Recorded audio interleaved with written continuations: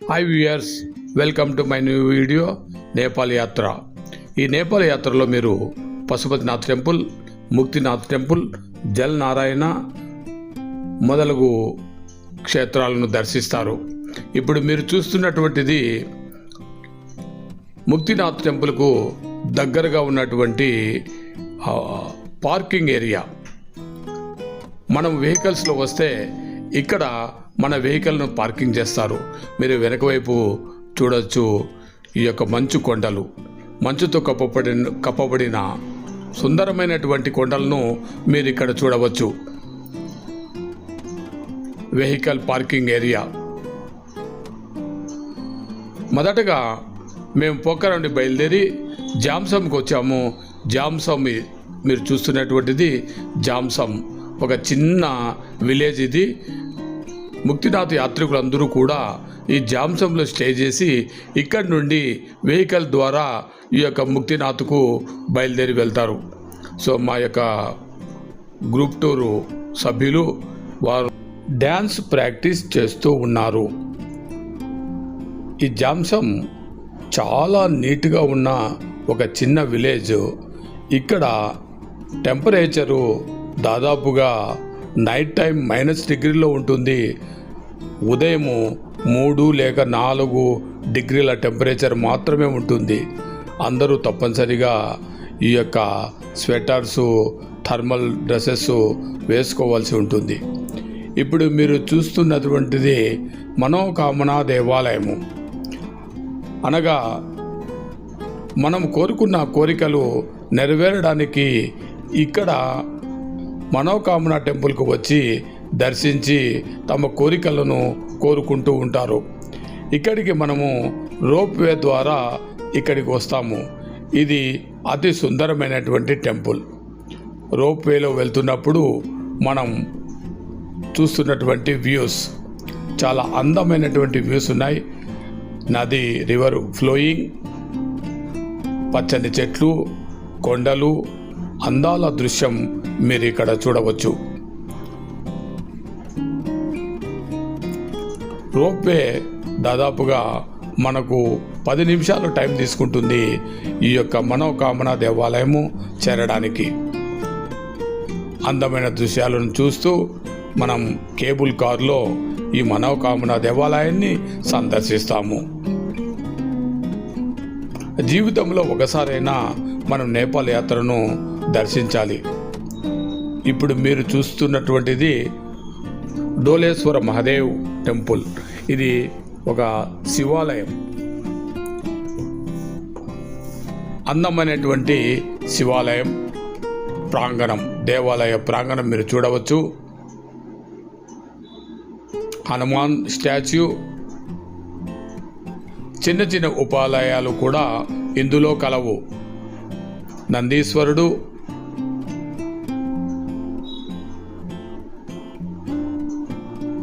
మనోకామన దేవాలయానికి మనం వెళ్ళేటువంటి మార్గం ఇది. స్టాచ్యూ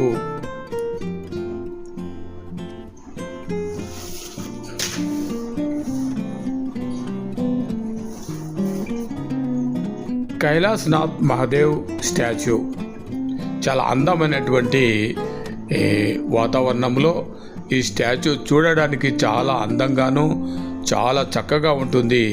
మీరు వెనక బ్యాక్గ్రౌండ్ అందమైన వ్యూస్ చూడొచ్చు. చాలా మనోహరమైనటువంటి వ్యూస్ మనకు ఇక్కడి నుంచి కనిపిస్తాయి.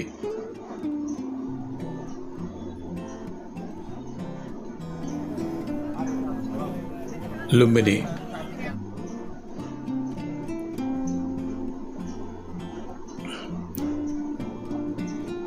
డోలేశ్వర మహాదేవ్ టెంపుల్. చాలామంది భక్తులు ఈ డోలేశ్వర మహాదేవ్ ప్రదక్షిణ చేస్తూ ఉంటారు. భక్తి శ్రద్ధలతో స్వామిని పూజిస్తూ ఉంటారు. మేము వెళ్ళేటప్పటికీ చాలామంది భక్తులు అక్కడికి రావడం జరిగింది. భక్తి శ్రద్ధలతో ప్రదక్షిణ చేయడం, భజనలతో ప్రదక్షిణ చేయడం జరుగుతూ ఉంటుంది.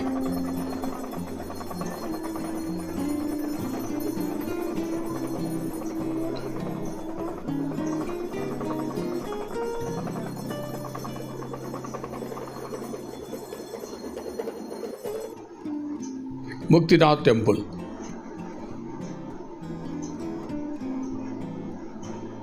స్వామి ముక్తినాథ్. ఇప్పుడు మీరు చూస్తున్నటువంటిది పోఖ్రాకు దగ్గరగా ఉన్నటువంటి తాల్ వారాహి జలాశయము. మనం బోట్లో వెళ్ళి తాల్ వారాహి అమ్మవారిని మనం దర్శనం చేసుకుంటాము.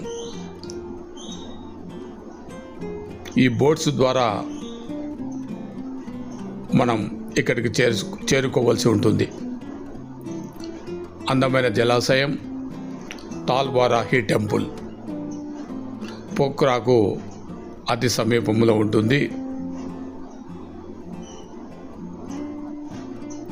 మేము స్టే చేసినటువంటి హోటల్కు దగ్గరగా ఈ యొక్క తాల్ వారాహి జలాశయం ఉంది. ఇక్కడ బోట్ ద్వారా ఈ టెంపుల్ను మనం చేరుకోవడం జరిగింది.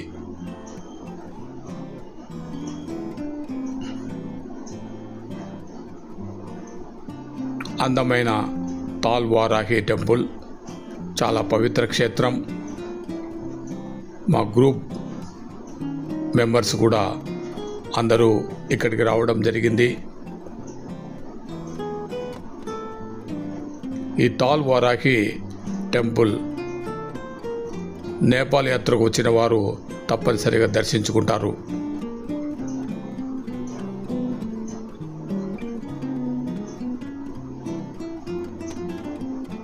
ఇప్పుడు మీరు చూస్తున్నటువంటిది జలనారాయణ్, అంటే నీటిలో తేలుతున్నటువంటి ఒక పెద్ద రాతి నారాయణుని విగ్రహం ఉంటుంది. చాలా చూడ చక్కగా ఉంటుంది. Jalanarayan temple, Jalanarayan. So Nepal border, Lumbini Gautam బుద్ధుడు జన్మించినటువంటి ప్రాంతం. ఈ లుంబిని ప్రక్కన కోనేరు.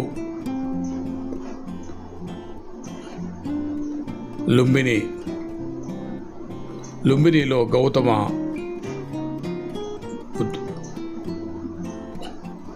లుంబినిలో గౌతమ్ బుద్ధుని టెంపుల్.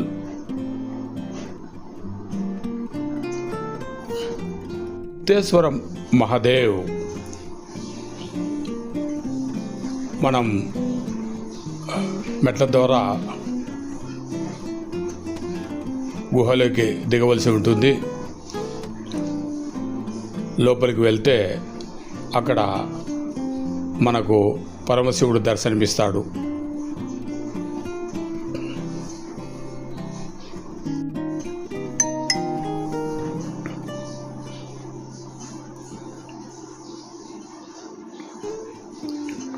ముక్తినాథ్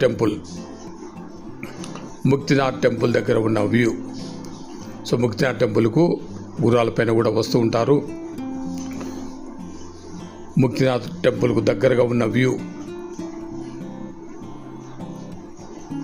సో మనోకామన దేవాలయం ప్రాంగణం. కాఠ్మండులోని Pashupatinath temple. Thank you for watching. Subscribe, like and comment.